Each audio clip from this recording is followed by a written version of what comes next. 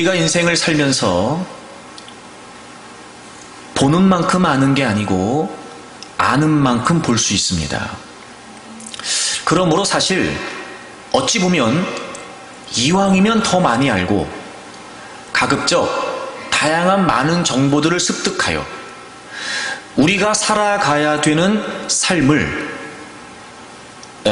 지혜롭게 바라보는 것이 필요할 것이다 생각이 되어집니다. 그런데 한 가지 문제는 뭐냐면 과연 우리가 알고 있는 그 모든 것들이 얼마나 우리의 삶에 유익하며 도움이 되냐는 겁니다. 또 다양한 많은 정보를 아는 건 좋은데 과연 그것이 우리에게 얼마나 차곡차곡 정리가 되고 있느냐, 저는 이것도 중요하리라고 생각이 되어집니다. 요즘은 여러분 다양한 많은 매체들을 통해 홍수처럼 우리에게 정보가 쏟아지고 있습니다. 또 과거와 달리 우리가 관심을 갖지 않으면 알 수 없는 다양한 많은 분야들이 또 생겨나고 있습니다. 어찌 보면 여러분 모를 때는 그렇게까지 복잡하지 않았는데 이제는 점점 알면 알수록 더 복잡해지고 더 혼란스러워지는 겁니다. 그래서요, 아는 만큼 보이는데요, 반면에 아는 만큼 혼란스럽기도 한 겁니다. 오히려 더 우왕좌왕하는 겁니다. 도대체 이 상황에서 뭘 어떻게 해야 될지, 또 내가 알고 있는 그 수많은 지식과 정보들을 어떻게 정리하여 내가 지금 내 삶에 살아가야 되는지조차 우리에게 분별이 되지 않는 경우가 많단 말이에요. 그래서 어쩌면 성경이 우리에게 권면하고 있는 것처럼 이 시대를 살아가는 우리에게 있어 무엇보다 필요한 것은 바로 분별할 수 있는 통찰력이라고 생각합니다. 오늘 본문이 우리에게 지혜로운 자가 되어야 된다라고 하는 이 말씀은 많은 걸 알고 있어야 된다는 의미가 아닙니다. 요리조리 어려운 문제들을 풀어나가는 상황에 따라 이렇게 살고 저렇게 사는 처세를 잘해야 된다는 의미도 아닙니다. 성경이 오늘 우리에게 이야기하고 있는 이 지혜라고 하는 말은 바로 우리의 삶을 바라보고 분별할 수 있는 통찰을 의미합니다. 통찰. 특별히 어떻게 행할지를 자세히 주의해라 라고 말하는 걸 보면 생각에 의하여, 우리가 바라보는 시각에 의하여, 또 우리가 알고 있는 다양한 많은 정보들을 분별하는 통찰에 의하여 우리의 삶이 결정되기도 한다는 걸 알려주고 있습니다. 여러분, 삶은 그냥 사라지는 게 아닙니다. 행동은 그냥 행동되어지는 게 아닙니다. 반드시 그 이전에 생각이 있고 사고가 있습니다. 그래서 분별하고 통찰하는 것이 중요하다는 말이에요. 동시에 어떻게 행할지를 자세히 주의하라고 말씀하는 이 주의하다라고 하는 표현은 헬라어의 현재 시제로 사용됐습니다. 다시 말하면 지속적으로 관심을 갖고 계속해서 관심을 갖고 내가 어떻게 살아야 되지, 내가 어떻게 행동해야 되지, 이렇게 주의 깊게 살피지 않으면 안 된다는 의미를 갖습니다. 여러분, 이 시대의 상황과 너무 맞아떨어지지 않습니까? 내가 이 상황 속에서, 내가 이런 시대 속에서 어떻게 살아야 되는 걸까, 내가 어떻게 행동해야 되는 걸까 라고 하는 부분에 있어 우리가 지속적으로 골몰하지 않으면, 계속해서 관심을 갖고 살아내지 않으면 여러분, 우리는 이 시대에 지혜로운 삶을 살 수 없습니다. 그리고 17절이 우리에게 알려주고 있는 것처럼 어리석은 자가 된다는 겁니다. 지난주에 설명을 드렸습니다만 여기서 어리석은 자라고 하는 것은 단순히 어리석은 자라고 하는 의미가 아니라 어리석은 행동을 의미하는 거였습니다. 그러니까 어떻게 살아야 되는지에 관해 지속적으로 관심을 갖고 그리고 주의를 기울여 삶을 살아내지 않는다면 여러분, 우리는 어리석은 삶을 살 수밖에 없다는 거죠. 주의 깊게 생각하여 행동하지 않으면 우리의 행동은 어리석은 행동이 될 수밖에 없다는 겁니다. 제가 늘 여러분에게 주장합니다. 여러분, 원수마귀는요, 생각으로부터 도전합니다. 생각으로부터. 생각 싸움에서 지면 결코 우리가 믿음의 삶을 이어간다는 건 불가능합니다. 생각이 중요합니다. 내가 어떻게 살아야 되지? 생각이 중요하다고요. 내가 어떻게 행동해야 되지? 주의 깊게 지속적으로 관심을 가지고 생각하는 게 중요하다고요. 그래야 그 생각 싸움에서 이겨야 우리의 삶이 믿음의 삶으로 이어질 수 있다는 겁니다. 그래서 이 시대를 살아가는 우리에게 어떻게 무엇으로 살아야 되는지를 생각하는 건 저는 너무 중요하리라고 확신합니다. 그렇다면 성경이 우리에게 제시하고 있는 분별력 있는 삶이란, 통찰력 있는 삶이란 어떤 것일까? 도대체 우리가 어떤 시각으로, 무엇으로 우리의 인생을 바라보는 것이 분별력 있는 삶일까? 지난 주일에 첫 번째 말씀을 여러분과 나눴습니다. 그것은 바로 삶과 정체성이 일치하는 것이었습니다. 오늘 본문은 그런즉 이렇게 시작합니다. 그런즉 너희가 어떻게 행할지를 자세히 주의해라. 그것이 지혜로운 것이다. 이렇게 시작하고 있거든요. 그런 걸 보면 이 15절의 내용은 그냥 독립적으로 존재하는 내용이 아니라 앞에 있는 내용과 연관이 있다는 거죠. 앞에 무슨 내용이 나왔어요. 그리고 그런즉 이렇게 시작한 걸 보면 앞에 있는 내용과 연관이 되어 어떻게 하는 것이 지혜로운 것인지에 관해 설명하고 있는 겁니다. 핵심 구절이 8절이라고 설명을 드렸습니다. 너희가 전에는 어둠이더니 이제는 주 안에서 빛이라. 그런즉 어떻게 행할지를 자세히 주의하라는 겁니다.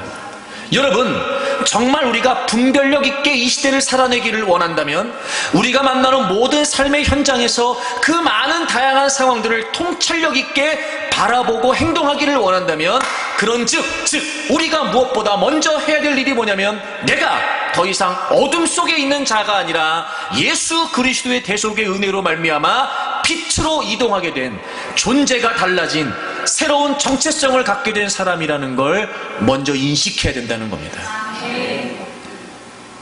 그런즉 어떻게 행해야 될지, 다시 말하면 어둠 속에 있는 자가 아니라 빛에 거하는 자가 되었다. 그런즉 너가 과거와 달리 빛에 속한 자가 되었기 때문에 야, 이제부터 어떻게 살아야 되는 건지 지혜롭게 생각하라는 거예요. 예수 그리스도의 대속의 은혜로 말미암아 믿음으로 의롭다 하심을 받은 우리는 이제 거룩한 하나님의 백성이라는 정체성을 얻게 되었습니다. 그러니까 이제부터 우린 내가 어떻게 살아야 되지? 라고 할 때 가장 근본적으로 전제되는 것이 뭐냐면 나는 하나님의 백성이라는 거예요. 여러분, 우리가 놓치고 있는데 말입니다. 끊임없이 원수마귀는 우리에게 도전하고 있는데 말이죠. 정말 우리가 잊지 말아야 할 것은 무엇이냐면 그 상황이 내가 아니에요. 나를 둘러싸고 있는 상황이 내가 아니라 그 상황 속에 내가 거룩한 백성으로 존재한다. 이 정체성이 나란 말이에요. 상황에 따라 달라지는 게 정체성이 아니에요. 그 형편, 그 상황, 그 문제, 그러니까 나는 이렇게, 이게 아니라고요, 여러분. 여러분을 둘러싸고 있는 문제가 여러분의 정체성이 아니라 여러분이 어떤 문제와 여러분이 어떤 상황과 그리고 어떤 문제를 직면하고 있다 할지라도 그 속에서 여러분은 구원받은 하나님의 백성으로서 거룩한 하나님의 사람으로서 존재하는 거란 말이죠. 그렇게 우리의 시각이 달라져야 됩니다. 그런데 원수마귀는요, 우리에게 버겁고 힘겨운 상황과 문제를 우리 앞에 뚝 던져놓습니다. 그리고 내가 거룩한 하나님의 백성이라는 것조차 망각하게 만들어요. 상황에 급급해 살게 만들어버립니다. 그 문제만이 없어지기를 원하는 다급한 마음에 쫓기듯이 인생을 살게 만들어버립니다. 그리고 우리의 믿음의 사고를 마비시켜버리죠. 지내놓고 나면 깨닫습니다. 아, 내가 하나님의 백성이었는데 어떻게 그렇게 행동할 수가 있었을까? 야, 내가 그때 왜 내가 거룩한 하나님의 사람이라는 걸 내가 놓치고 행동했던 걸까? 뒤늦게 깨닫고 후회합니다. 놀랍죠? 그런데 여러분, 그 다음에 문제를 만나도 또 여전히 우리는 동일한 모습을 반복합니다. 습관처럼. 정체성을 까먹고 삽니다. 여러분, 진짜 분별력 있는 게 뭔지 아십니까? 내가 구원받은 하나님의 백성, 거룩한 존재가 되었다라고 하는 확실한 안경을 갖는 겁니다. 정체성과 삶이 일치해야 됩니다. 그게 지혜로운 거예요. 만약에 그렇지 않다면 그건 어리석은 삶입니다. 그러니까 원수마귀는 끊임없이 우리를 어리석게 만듭니다. 어리석게. 여러분, 처세가 처세를 잘 못해서 어리석은 게 아니에요. 여러분, 남들보다 상대적으로 적게 알고 있기 때문에 어리석은 게 아닙니다. 성경이 우리에게 알려주고 있는 어리석음은 뭐냐면요, 내가 그 상황에서 거룩한 하나님의 백성이라는 정체성을 잃어버리게 하는 거예요. 그게 어리석은 겁니다. 사랑하는 여러분, 삶과 정체성이 일치하는 지혜로운 자들이 되기를 축복합니다. 무엇보다 그래서 우리는 구원받은 하나님의 사람으로서 끝이 아니라 자, 빌립보서를 찾으세요. 빌립보서 1장을 보죠. 우리 27절을 앞부분을 다 같이 읽어요. 앞부분만 다 같이 읽어요. 1장 27절. 자, 다 같이 읽겠습니다. 시작. 오직 너희는 그리스도의 복음에 합당하게 생활하라. 아멘. 자, 여러분, 우리가 예수 그리스도를 통해 구원받게 되고 그 복음을 믿게 되었습니다. 그게 끝이 아니에요. 오직 너희는 그리스도의 복음에 합당하게 생활하랍니다. 그러니까 구원받아서 끝이 아닙니다. 구원받았으니까 구원받은 사람답게 합당하게 살라는 거예요. 그러면 우리는 늘 살 때마다 나는 구원받은 사람이야, 나는 하나님을 믿어, 나는 하나님의 자녀야, 이게 끝이 아니라고요. 그래서 내가 구원받은 하나님의 사람답게 살고 있냔 말이죠. 내가 구원받은 하나님의 사람, 난 하나님의 자녀입니다 라고 주장하는 만큼 그에 걸맞는 삶이 우리에게 있냔 말이에요. 여러분, 여기에서 우리가 생활하라 라고 하는 이 단어를 주목해야 되는데, 원래 이 생활하라고 하는 단어는요, 정치적인 용어입니다. 정치적인 용어. 이게 무슨 말이냐면 시민으로서의 의무를 다한다, 이런 뜻이에요. 시민답게 산다. 시민답게. 이 말이 무슨 말이냐면, 너희들이 그리스도를 통해 복음을 들어서 하나님의 백성이 되었다면 너희들은 이제 하나님 나라의 시민답게, 하나님 나라의 백성답게 살라는 거예요. 여러분, 지금까지 우리의 삶이 지혜로웠는지 어리석었는지를 점검해 볼 필요가 있습니다. 내가 하나님 나라의 시민답게 살고 있냔 말이죠. 복음에 합당한 삶을 살고 있는가? 내 삶과 정체성이 일치되고 있는가? 만약에 여러분 그렇지 않다면 우리가 지금까지 살아왔던 모든 삶은요, 나름대로 잘 살아왔다고 말할지 모르겠으나 어리석은 삶이라고요. 여러분, 이제부터는 달라야 됩니다. 여러분이 만나고 있는 모든 삶의 현장에서, 여러분이 직면해야 될, 그래서 부딪혀야 될 모든 삶의 현장에서 과연 내가 하나님의 백성답게, 누가 봐도 하나님 나라의 시민답게, 내가 복음을 알고 있는 것만큼, 내가 복음으로 구원받았다고 말하는 만큼 그렇게 내가 복음에 합당한 존재로 살고 있냔 말이에요. 여러분, 우리가 고민해야 됩니다. 그저 아무 생각 없이 그렇게 힘겨운 삶을 살아온 것만도 다행이지, 여러분, 우리 속는 겁니다. 속는 거예요. 원수마귀는요, 우리의 그 모든 지혜와 통찰력을, 분별력을 마비시켜 버립니다. 그래서 그럭저럭 대충대충 그렇게 사는 것만이 다행인 것처럼 느끼도록 우리를 속이는 거예요. 그거 아닙니다, 여러분. 삶과 정체성이 일치해야 된다고요. 그런데 하나님은 우리에게 이렇게 삶과 정체성이 일치되도록 살라고 강요만 하시는 분이 아니라 그렇게 살아갈 수 있도록 두 가지를 우리에게 허락해 주셨는데, 첫째가 말씀이었고 둘째가 성령이었어요. 말씀을 우리 심령에 기록해 주셨고, 그리고 성령 하나님이 우리 안에 내주하심으로 끊임없이 말씀을 깨닫게 하셔서 우리로 하여금 하나님의 백성다운 정체성을 유지하며 살도록 우리 속에서 역사하십니다. 신명기를 찾아볼까요? 신명기 26장을 보겠습니다.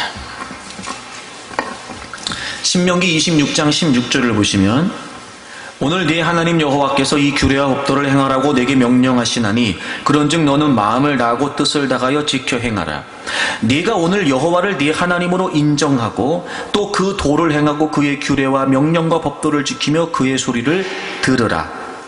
여러분, 우리가 정말 하나님을 믿는다, 그래서 정말 하나님이 살아계시다, 하나님을 하나님으로 인정하는 건 뭐냐면요, 그분께서 우리에게 명령하신 것들을 그대로 행하는 겁니다. 그게 하나님을 인정하는 거예요. 그러면 18절, 여호와께서도 내게 말씀하신 대로 오늘 너를 그의 보배로운 백성이 되게 하시고 그의 모든 명령을 지키라 확언하셨느니라. 우리가 하나님을 인정하는 거, 하나님의 말씀을 지키는 겁니다. 하나님이 우리를 하나님의 백성으로 인정하시는 거, 우리가 하나님의 말씀을 지키는 겁니다. 우리가 하나님을 인정한다는 건 그러므로 하나님의 말씀을 따르는 겁니다. 그럼 하나님이 우리를 하나님의 백성으로 어떻게 확인하신다고요? 우리가 하나님 말씀을 지키는 겁니다. 그래서 여러분, 하나님의 백성으로서 가장 중요한 정체성, 가장 중요한 존재의 본질이 뭐냐면 하나님의 말씀을 따르는 거예요. 우리가 하나님의 백성답게 살아갈 수 있도록 하나님은 하나님의 말씀을 통해 다 기록해 주셨어요. 여러분, 시대가 바뀌어도요, 상황이 바뀌어도요, 이 하나님의 말씀은 지금도 살아있는, 운동력 있는, 생명력 있는 진리입니다. 그러므로 우리는 내가 어떻게 해야 되지? 내가 무엇을 해야 되지? 특별히 고민할 게 아니라 하나님의 말씀 안에서 하나님이 나에게 뭐라고 말씀하시는지를 살피면 됩니다. 그래서 우리가 늘 말씀대로 살면 내가 하나님의 백성이라고 하는 걸 놓치지 않게 됩니다. 또 하나, 4장을 가보세요. 신명기 4장. 그리고 그렇게 사는 것이 결국 우리가 이 땅을 분별력 있게 살아가는 방법이 됩니다. 신명기 4장 5절을 보시면, 내가 나의 하나님 여호와께서 명령하신 대로 규례와 법도를 너에게 가르쳤나니, 모세가 얘기하는 거예요. 하나님이 명령하신 대로 다 가르쳤다는 겁니다. 이는 너희가 들어가서 기업으로 차지할 땅에서 그대로 행하게 하려 함인즉, 이스라엘 백성들이 가나안 땅에 들어가서 그대로 살도록 하나님께서 모세를 통해 명령하신 그 모든 명령대로 살도록, 그대로 행하도록 모세가 이스라엘 백성들에게 가르쳤어요. 6절 다 같이 읽겠습니다. 시작. 너희는 지켜 행하라. 이것이 여러 민족 앞에서 너희의 지혜요 너희의 지식이라. 그들이 이 모든 규례를 듣고 이르기를 이 큰 나라 사람은 과연 지혜와 지식이 있는 백성이로다 하리라. 아멘. 자, 보세요. 너희가 지켜 행하면 이것이 여러 민족 앞에서 너희의 지혜가 될 거랍니다. 하나님 말씀하십니다. 너희들이 들어가서 가나안 땅에 들어가서 가나안의 많은 족속들이 살고 있는 방식과 태도를 따르지 말아라. 그들이 추구하는 가치로 살지 말아라. 너희들은 모세를 통해 내가 너희들에게 명령한 율법대로 살라는 거예요. 그러면 그것이 지혜가 될 거라는 겁니다. 그리고 그 가나안에 많은 족속들 또한 인정하게 될 거라는 거죠. 그들이 이 모든 규례를 듣고 이르기를 이 큰 나라 사람은 과연 지혜와 지식이 있는 백성이로다. 여러분, 우리가 하나님의 말씀대로 살면은요, 내가 하나님 백성 됐다라고 하는 정체성을 따라 하나님의 말씀을 고수하게 되면 그것이 곧 우리가 이 세상을 통찰력 있게 바라볼 수 있는 지혜가 된단 말이에요. 세상에서도 인정할 만큼. 그런데 우리는요, 내가 구원받은 하나님의 백성이라는 거룩한 정체성, 이 자존감이 없습니다. 세상에 나가서 말씀이 유일한 진리라고 주장도 못합니다. 세상에 나가서 하나님의 말씀대로 살아야 된다고 자신 있게 말도 못합니다. 본인도 확신이 없습니다. 그러므로 본인도 그렇게 살지 않습니다. 나도 이미 세상을 향해 있기 때문에 세상의 방식대로 살아야 된다고 이미도 나도 알고 있는 겁니다. 그리고 그렇게 살아왔습니다. 그렇게 젖어 있습니다. 그렇게 물들어 있습니다. 그러니 오히려 어쩔 수 없이 교회에 출입하면서 어떤 이유로 교회에 출입하는지 모르지만 말씀대로 살아야 된다는 이야기를 들을 때마다 부담되는 겁니다. 그리고 말씀을 들을 때와 달리 세상에 나가서는 말씀으로 살려고 시도하지 않습니다. 싸우지 않습니다. 고군분투하지 않습니다. 그리고 말씀은 말씀이지. 시대가 어느 시대인데. 말씀은 말씀이지. 내 상황이 지금 어떤데. 그리고 우리는 자꾸 내가 하나님의 백성이라는 걸 잃어버리고 삽니다. 여러분, 그건 어리석은 삶이라고요. 삶과 정체성이 일치하는 것. 그래서 하나님의 성령께서 깨닫게 하시는 바, 하나님의 말씀을 쫓아 사는 것, 여러분, 그것이 지혜 있는 삶이에요. 저는 여러분들이 정말 지혜로운 분들이 되기를 바랍니다.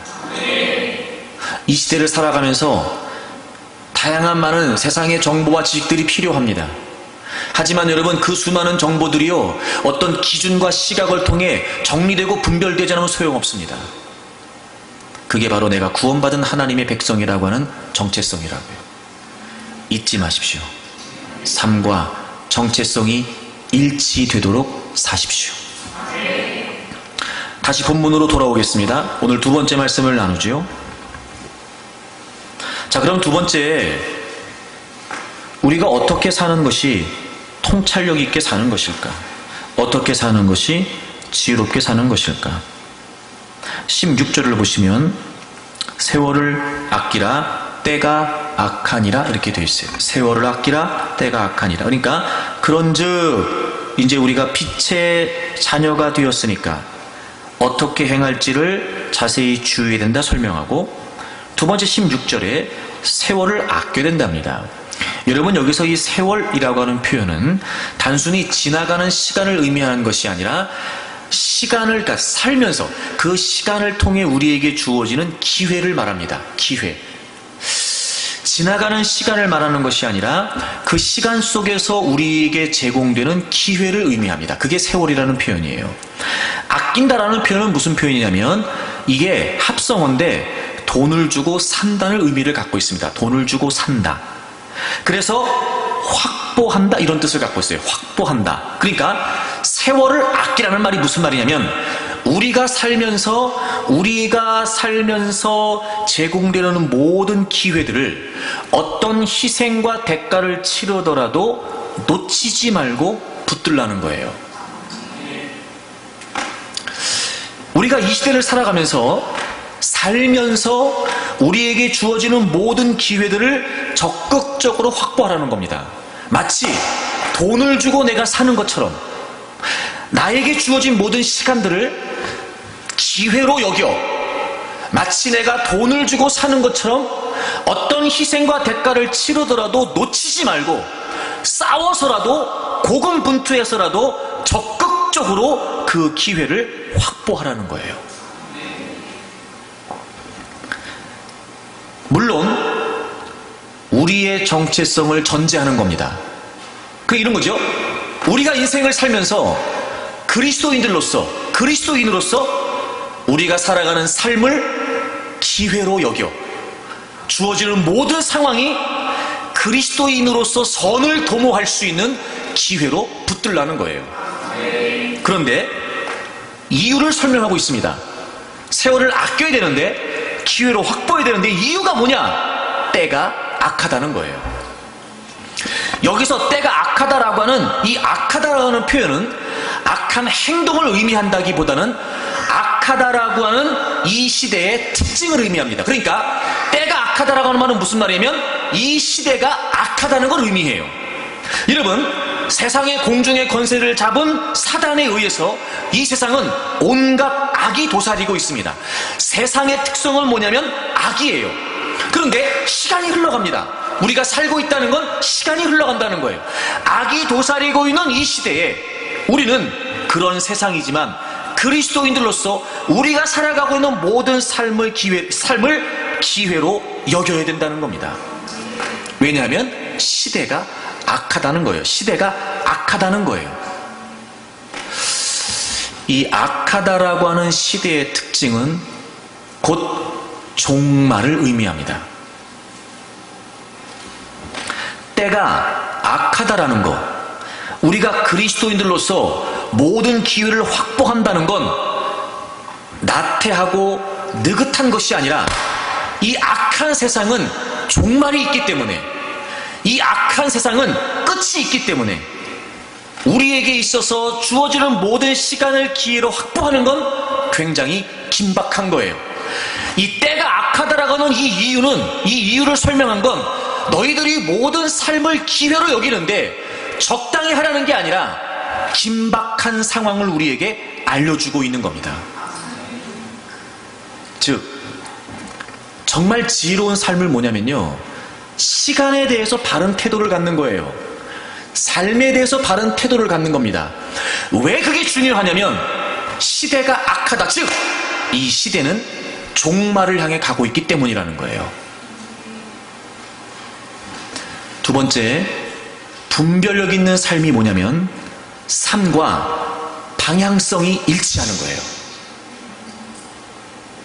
내가 구원받은 하나님의 백성으로 존재합니다. 근데 놀랍죠, 여러분? 이 세상은요, 방향이 있습니다. 끝이 있다고요. 그러니까 끝을 향해서 가고 있는 이 시대에 너희들은 너희들의 삶을 그리스도인으로서, 즉 우리의 정체성을 전제한 그리스도인으로서 선한 일을 도모할 수 있는 기회로 삼으라는 거예요. 방향이 어디로 가고 있으니까 끝으로 가고 있습니다. 여러분, 제가 특별한 설명을 드리지 않아도 여러분이 충분히 공감할 수 있는 게 또 하나 있어요. 세상만 끝이 있는 게 아니라요, 나도 끝이 있습니다. 그렇죠? 이 때가 악하다는 표현, 세상이 끝을 향해 가고 있다는 건 세상만 끝이 있는 게 아니라 나도 끝이 있다고, 여러분. 그러니까 세월을 아끼라는 이 표현은 느긋해도 된다는 표현이 아니에요. 끝이 있어요, 끝이. 방향이 있다고요, 방향이. 이 시간을 주도하신 하나님께서 이끌어 가시는 방향이 있단 말이에요. 여러분, 세상도 끝이 있어요. 우리도 끝이 있습니다. 그러니까 이게 얼마나 긴박한 명령이냐 말이에요. 야, 너네 끝이 있어, 끝이 있다고. 악하다, 세상은 악해, 종말이 있어, 끝이 있어. 그러니까 너희들이 살아가는 모든 시간을 기회로 붙들라는 거예요.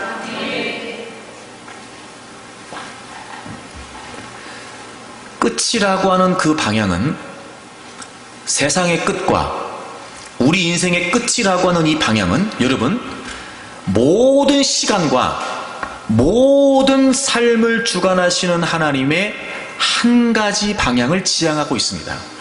제가 끝을 방향이라고 설명하는 건, 방향성이라고 설명하는 건 한 가지를 지향하고 있기 때문에 제가 방향이라고 설명하는 거예요. 그러므로 하나님께서 이 세상을, 하나님께서 우리 인생을 이끌어 가시는 시간의 방향, 그 끝과 우리가 일치해야 된단 말이에요. 먼저 세상은 마태복음 24장을 찾으세요. 마태복음 24장 14절을 보겠습니다. 마태복음 24장 14절을 보세요. 이 천국 복음이 모든 민족에게 증언되기 위하여 온 세상에 전파되리니 그제야 끝이 오리라. 자, 세상의 시간은 끝을 향해 흘러갑니다. 시간을 주관하신 하나님의 방향은 끝이에요. 근데 제가 방향이라고 설명하는 이유가 뭐냐면 한 가지를 지향하고 있기 때문에 그래요. 그냥 여러분 잘 들으세요. 시간이 그냥 지나가는 게 아니에요. 시간이 그냥 흘러가는 게 아니라고요. 시간은 하나님의 주도하심으로 말미암아 한 가지 방향을 지향하고 있어요. 그게 뭡니까? 복음이에요. 천국 복음이 모든 민족에게 증언되기 위하여 온 세상에 전파된다는 거예요. 여러분, 세상은 끝을 향해 가고 있습니다. 하나님의 시간은 끝을 향해 가고 있다고요. 근데 그 끝이라고 하는 시간은 방향이 없는 게 아니에요. 한 가지 방향이 있어요. 땅 끝까지 복음이 증거되는 거예요. 그게 하나님의 방향이에요. 그게 하나님의 방향이에요. 그러니까 지금 세상이 끝을 향해 가고 있다는 건 무슨 말이에요? 점점 더 미전도 종족들에게 복음이 증거되고 있다는 거예요. 그리고 마지막 끝이 되면 그 끝은 뭘 말하는 거예요? 그 끝이 완벽한 끝이에요? 그 끝이 완전한 끝입니까? 최종적인 끝이에요? 아니에요.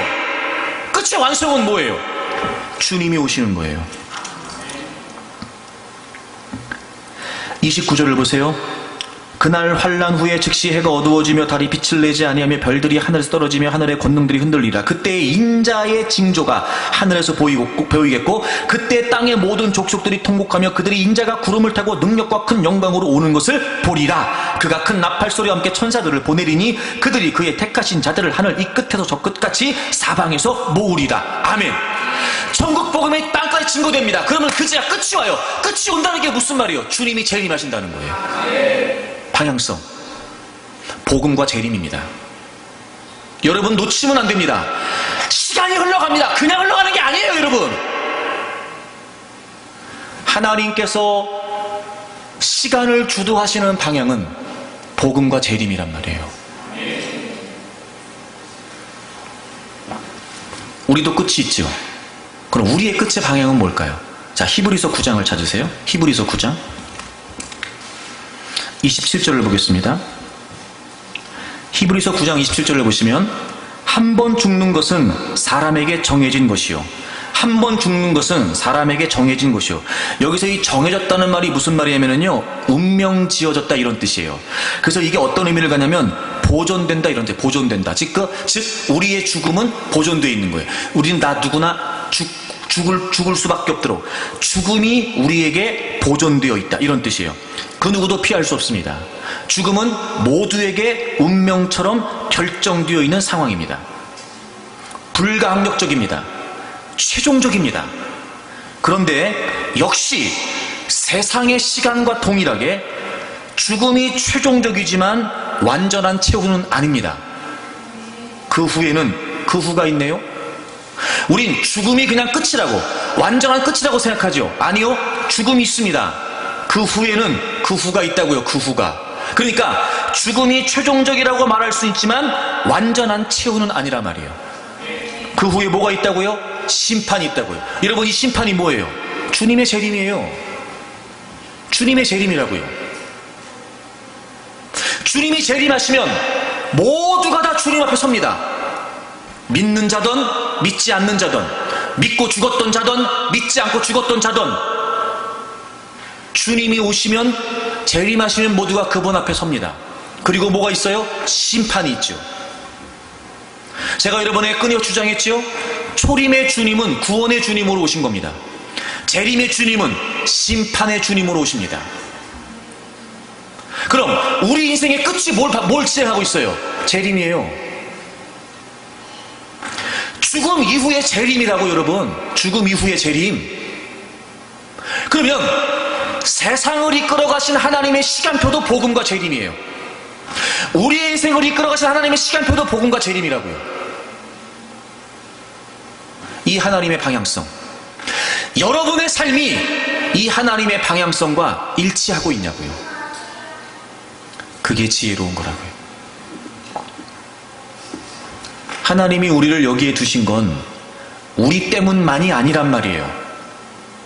여러분, 우리가 우리의 인생을 어떤 방향으로 바라봐야 되는지가 중요합니다.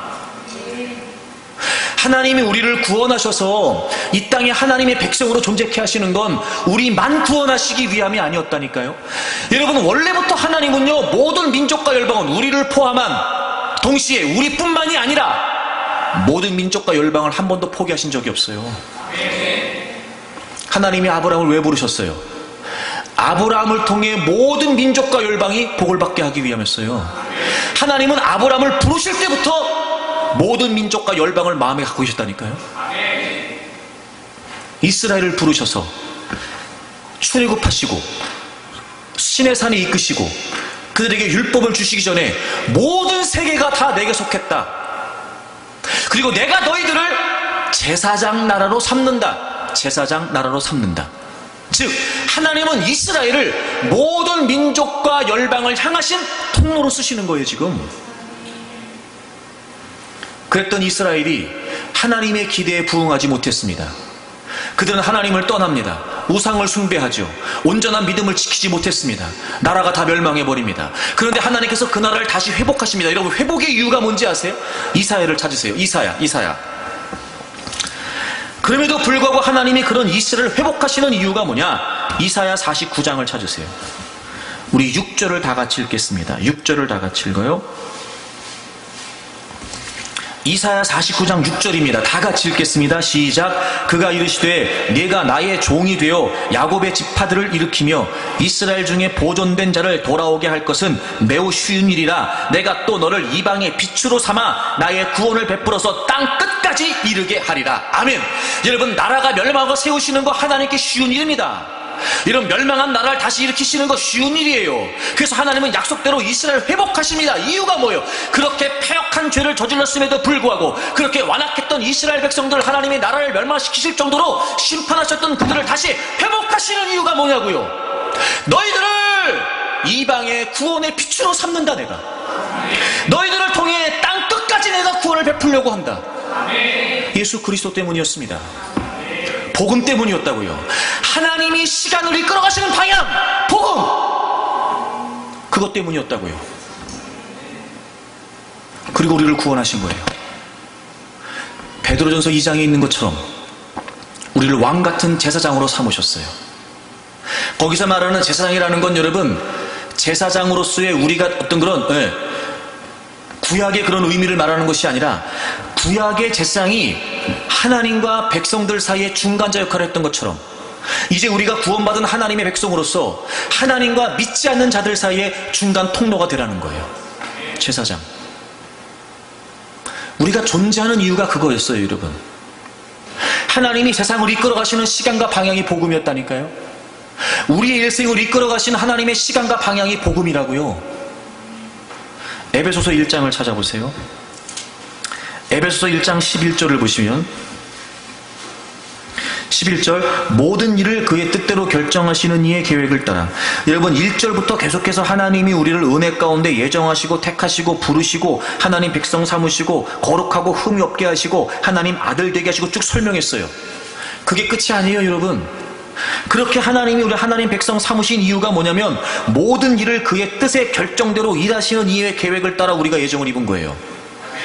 여러분이 굉장히 중요한, 잠깐 저를 보시겠어요? 제가 중요한데 여러분 잘 보세요. 자, 우리는 내 관점으로만 하나님을 보는 거예요. 그러니까 내가 하나님에 의해 구원받은 자가 되었다면 그걸로 끝입니다. 내 인생을 내 관점으로 보면 안 돼요, 여러분. 내 인생을 하나님의 관점으로 봐야 돼요. 다시 말하면 시작부터 끝이 있는 이 세상, 시작과 끝이 있는 내 인생, 과연 하나님이 어떤 시각으로, 어떤 관점으로 나를 부르셨냐 말이에요. 여러분, 하나님은요, 우리만 계획하고 계신 게 아니라 하나님은 온 우주 만물을 다 계획하고 계시다고요. 그 중에 우리가 존재하는 거잖아요, 지금 여러분. 이 분명한 하나님의 시간의 흐름, 이 분명한 하나님의 시간표, 그 속에 우리가 있단 말이에요. 그 속에 우리가 있는 거예요. 그래서 모든 일을 그의 뜻의 결정대로 일하시는 그분이 우리를 그 계획 가운데 예정하신 거예요. 그럼 하나님이 우리의 인생을 계획하시는 건 우리만이 아니에요. 원래부터 갖고 계셨던 하나님의 분명한 계획이 큰 틀에서의 이 위대한 하나님의 계획, 모든 민족과 열방을 구원하시려고 했던 그 한 가지 지향점, 복음이라고 하는 하나님의 큰 틀에서의 계획, 그 안에서 하나님이 우리를 예정하시고 부르신 거라고요. 그리고 우리가 그 안에서 기업이 됐어요. 제가 이 기업이라는 설명 많이 드렸는데, 이 기업이라는 건 무슨 말이냐면, 그 하나님의 큰 틀에서의 시간표, 그 하나님의 목적과 방향, 그 속에서 우리의 삶이 하나님이 영원한 그 뜻을 계획해 놓으신 보다 큰 목적의 한 부분을 감당한다는 거예요. 기업. 여러분, 우리 인생은요, 내가 나를 바라보는 시점으로 시작과 끝이 아니에요. 우리 인생은요, 하나님의 시작과 하나님의 끝 안에 있는 일부분이라고요. 그러므로 지금 우리가 시간을 바라보고 내 인생을 바라보고 세상을 바라보는 이 방향이 하나님의 방향, 복음이라고 하는 하나님의 방향과 일치하잔 말입니다. 이건 굉장히 긴박한 도전입니다. 왜? 끝이 있으니까. 끝이 있으니까.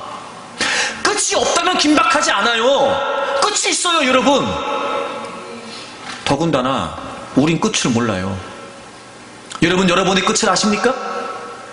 그게 언제인지 아세요? 여러분, 세상의 끝을 아세요? 그게 언제인지 압니까? 모르잖아. 근데 왜 우리가 여러분 느긋할 수 있냐고요? 무슨 이유로 느긋하냐고요? 무슨 이유로? 내가 언제 갈지 모르는데, 세상이 언제 끝날지 모르는데 느긋한 것처럼 어리석은 게 어디 있습니까? 내 삶의 방향과 내가 생각하는 삶의 방향과 하나님이 이 세상을, 나를 계획하시고 이끌어 가시는 그 시간의 방향, 복음과 일치하냔 말입니다. 만약에 그렇지 않다면 우리 인생은 허무합니다. 왜요? 우리 인생의 끝은 죽음이 아니라고요. 심판이라고요. 주님의 재림이요. 그날 다 주님 앞에 서야 된다니까요, 여러분. 그날 다. 그날 서서 어떻게 살았는지에 관해, 무엇으로 살았는지에 관해, 무엇을 위해 살았는지에 관해 평가를 받아야 돼요. 그게 끝이라고요, 여러분. 그때 그날에 갔을 때 하나님은 하나님의 방향성으로 모르실 거예요. 그때 우리는 하나님의 시간에, 하나님의 역사의 방향성이 복음이었지요. 저도 그렇게 살았습니다. 그러니 보십시오. 그날 주님의 평가에서 착하고 충성된 종이라는 평가를 듣도록 사는 거, 그게 지혜로운 거죠. 그러니까 진짜 이 시대를, 내 인생을 분별하는 건 뭐냐면 삶과 방향성이 일치하냔 말이에요. 근데 문제는 뭐냐면 점점 원수마귀가요, 이 복음이라고 하는 방향성을 잃어버리게 합니다. 복음이라고 하는 가치를 잃어버리게 한다니까요. 제가 지난주 기도하면서 그런 설명했었는데, 세상이 진리를 왜곡하는 게 아니라요, 우리가 진리를 왜곡하는 거예요. 어차피 세상은 진리를 모릅니다. 근데 진리를 알고 있는 우리가 진리를 진리답게 전하지 못하고 진리를 진리답게 살지 못하니까 세상은 우리를 통해 왜곡된 진리만 보는 겁니다. 복음이 변질되는 건 교회에서 변질되는 거지 세상에서 변질되는 게 아니었어요. 우리도 부끄럽지 않습니까? 나는 도대체 내가 믿는 복음은 뭐냔 말이에요. 내가 믿는 복음은 뭡니까? 우리도 복음이 변질됐다니까. 그러니 여러분, 세상은 고사하고 다른 영혼은 고사하고 나도 이 방향성이 분명하지가 않아요. 그러니 우리가 세상을 사는 게 얼마나 어리석은 거냐고요.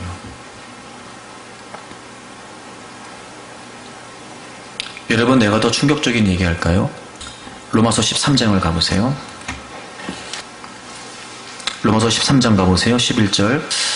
또한 너희가 이 시기를 알거니와 자다가 깰 때가 벌써 되었으니 이는 이제 우리의 구원이 처음 믿을 때보다 가까웠습니다.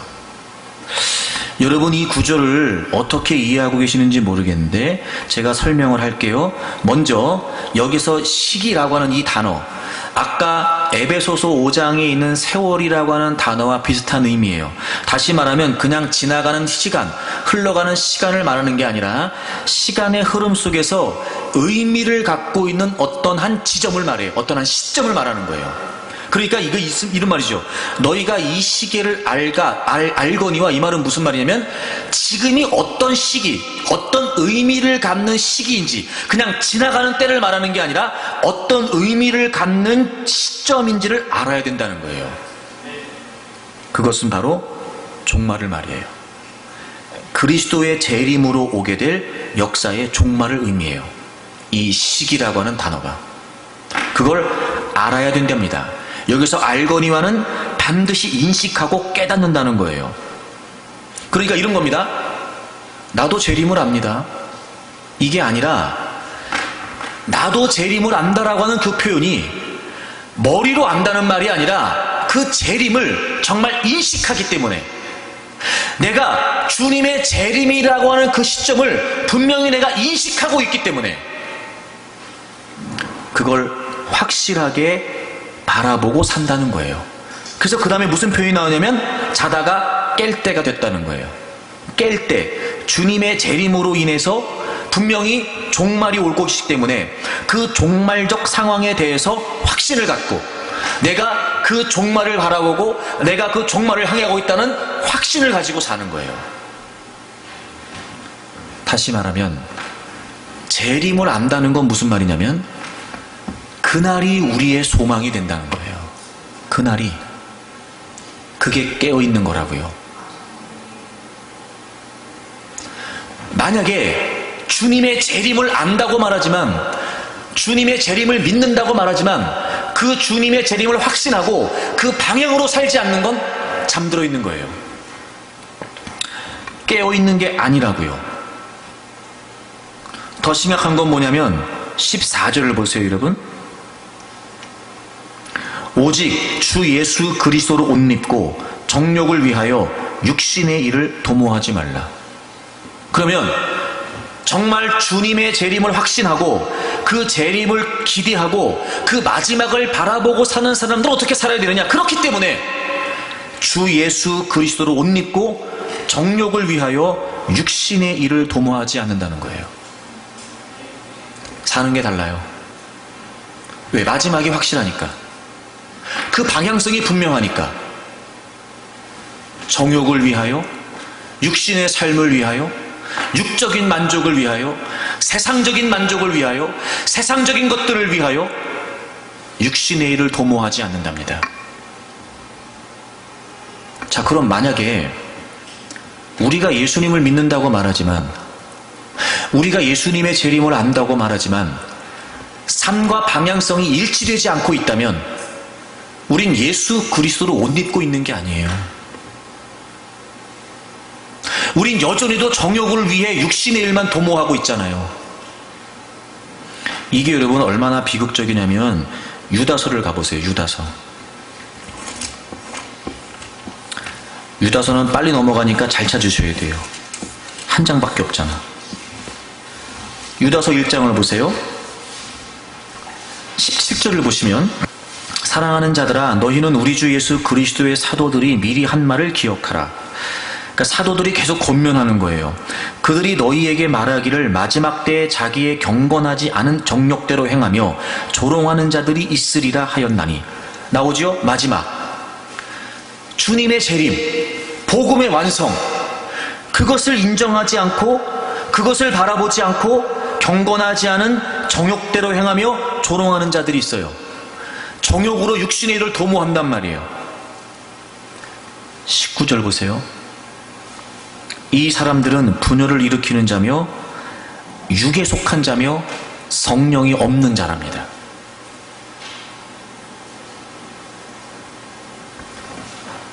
재림, 복음, 이 방향성이 삶과 일치되지 않는 것,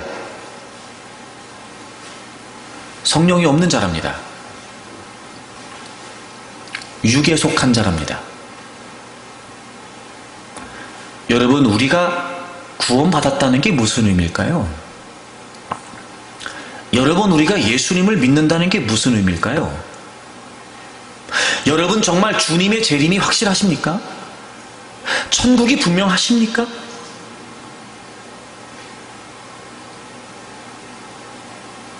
우리가 지금까지 뭘 위해 살았냐고요? 무엇으로 살았냐고요? 이 분명한 하나님의 방향성으로 살고 있냐고요? 여러분의 인생을 하나님의 시간표, 여러분의 인생을 여러분을 계획하신 하나님의 시간표, 그 삶과 방향이 일치하고 있냐고요? 복음이라는, 마지막이라는, 재림이라는 이 하나님의 방향성과 일치하고 있냐고요? 그렇지 않으면 어리석은 거라고요. 내가 무엇으로 사는지가 분명하지 않아요. 내가 뭘 위해 사는지가 분명하지 않습니다. 내가 예수 그리스도 안에 있다고 말하면서, 성령 안에 있다고 말하면서 내가 내 인생의 시간을, 내가 살아가는 이 세상이라고 하는 시간을 어떻게 바라봐야 되는지도 분명하지 않습니다. 그리고 마치 육에 속한 사람처럼, 성령이 없는 사람처럼 마지막도 재림도 기대하지 않은 채 모든 민족과 열방을 향한 주님의 마음도 품지 못한 채 사는 겁니다. 그게 사는 걸까? 우리 산다고 말할지 모르지요. 우리의 시간의 끝은 죽음이 아니라 심판이라니까요, 여러분. 재림이라니까요. 재림, 주님의 재림.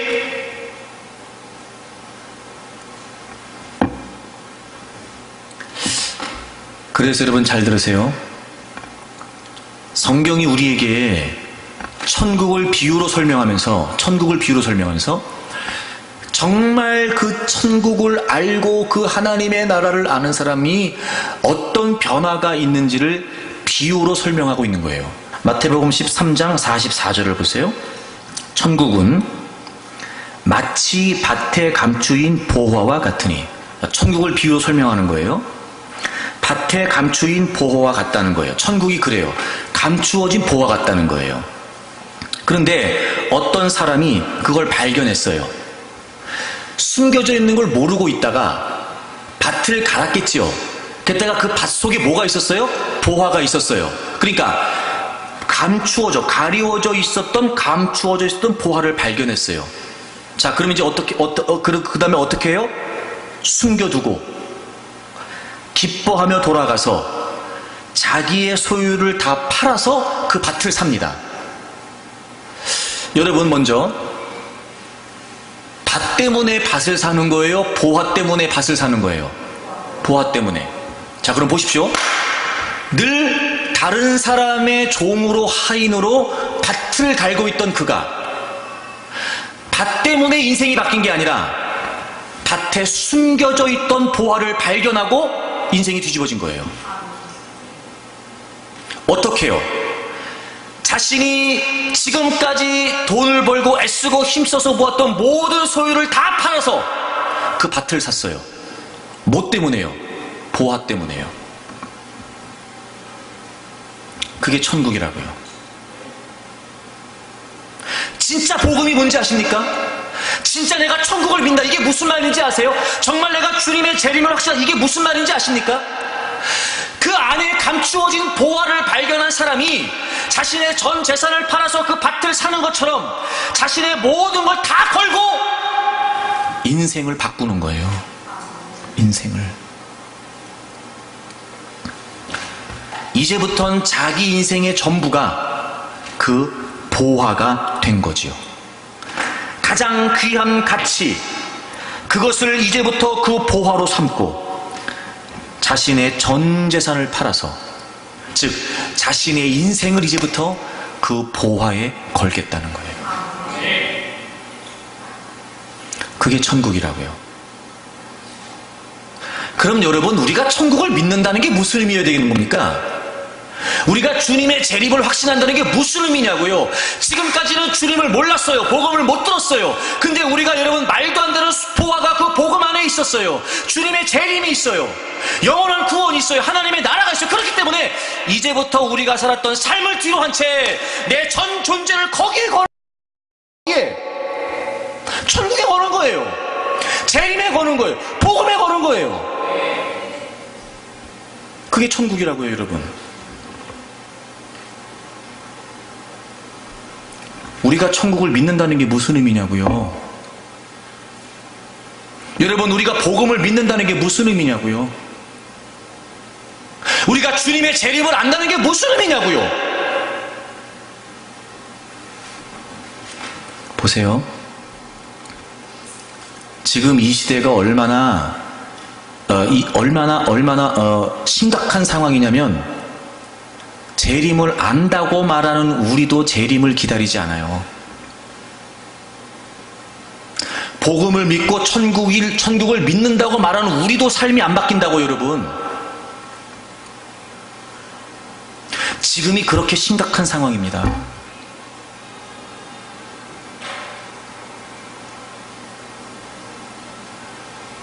그래서 우리에게 주님의 마음이 있어야 돼요. 주님의 시간표. 땅끝까지 복음이 증거돼서 모든 민족과 열방에게 예수 그리스도의 이름이 선포되고 물이 바다를 덮은 같이 여호와를 아는 지식이 온 세상에 가득하기를 원하시는 그 주님의 마음, 여전히 죄와 사망 가운데 허덕이고 있는 영혼들, 여전히 멸망 가운데 있는 그 영혼들을 향한 애절한 마음. 제가 지난주에 그런 말씀 드렸어요. 비전이다, 꿈이다, 뭐 여러분 아무리 여러분 크게 떠들어도요, 주님의 마음으로 영혼을 품지 않으면 그건 다 거짓말이고 가짜입니다. 아니, 영혼을 아끼는 마음이 없는데 무슨 비전이고 무슨 사역이냐고. 네? 주님의 마음은 영혼이에요, 영혼. 한국중앙 침례교회가 비전이 있다. 하나님, 우리가 그 비전을 감당하게 해 주십시오. 영혼을 사랑하는 마음이 없이는 다 거짓말이라고요. 주님의 마음이 복음인데 모든 민족과 열방이 구원받는 건데요, 우리가 아무리 비전 얘기하고 사명 얘기하고 꿈 얘기하고 하나님 우리 교회가 우리가 떠들어봐야 소용없죠. 나도 방향성이 일치하지 않는데 주님하고, 내 삶도 그렇지 않고, 나 역시 영혼을 향하는 마음이 없는데,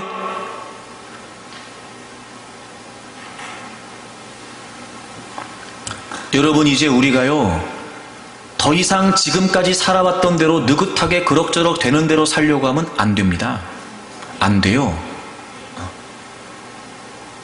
여러분이 이 말 때문에 부담을 가질 수도 있고, 여러분이 이 말 때문에 더 혼란스럽고 복잡해질 수 있지만 안 된다고요. 여러분, 안 된다고요. 뭘 위해 사냐고요. 뭘 위해. 제가 여러분에게 끊임없이 묻지요. 여러분, 여러분의 인생이 무엇으로 설명되기를 원하십니까? 여러분, 마지막 주님 앞에 섰을 때 여러분의 인생이 무엇으로 설명되기를 원하시냐고요. 하나님, 제가 정체성으로 살았습니다. 하나님, 제가 방향성으로 살았습니다. 이렇게 설명될 수 있겠냐고요.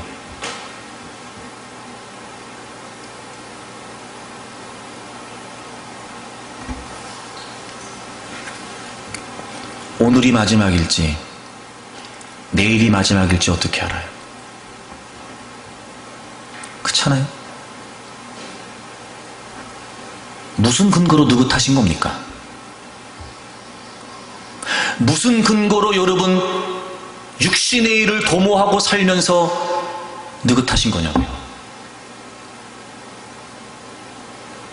하나님의 방향성과 여러분의 방향성이 일치하고 있습니까?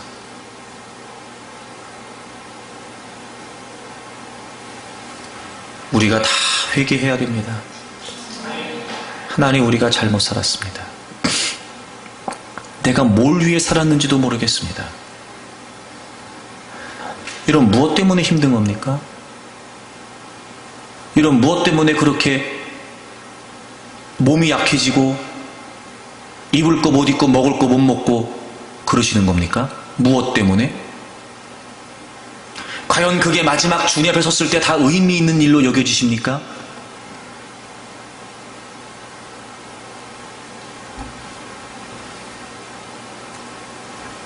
지금 이렇게 목사의 말을 듣고 복잡하고 심란하고 허무해지는 건 그나마 가능성이 있지. 여러분, 마지막 주님 앞에 갔을 때 허무하다고 느껴보세요. 생각해보세요. 그것처럼 비극적인 일이 어디 있어요? 그것처럼. 그래서 마태복음 7장에 나더러 주여 주여 하는 자마다 천국에 가는 게 아니라 아버지의 뜻대로 행하는 자가 가는 거라고 하신 거예요. 내가 주님의 이름으로 선지자 노릇했습니다.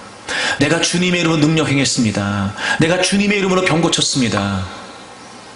주님이 단호하게 말씀하세요. 나는 너희를 도무지 알지 못한다. 그 도무지 알지 못한다는 표현이 무슨 말이냐면요, 공식적으로 내가 선포한다 이런 뜻이에요. 공식적으로 선포한다.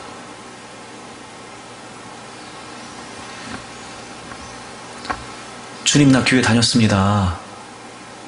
나 교회에서 예배 드리는 거 못 보셨어요, 주님? 난 너 모른다.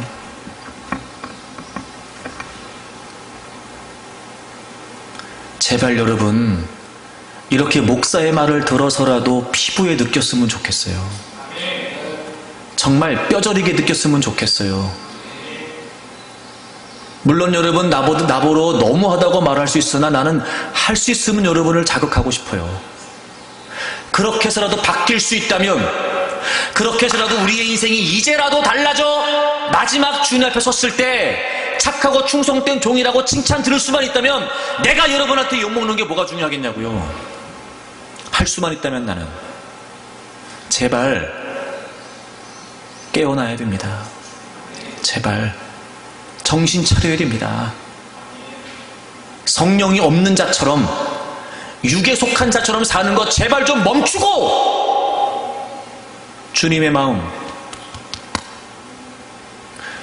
복음이라고 하는, 재림이라고 하는 하나님의 방향성으로 다시 여러분의 인생을 점검하십시오. 저는 여러분들이 다 하나님 앞에서 가치 있는 인생, 의미 있는 삶을 살기를 바라요.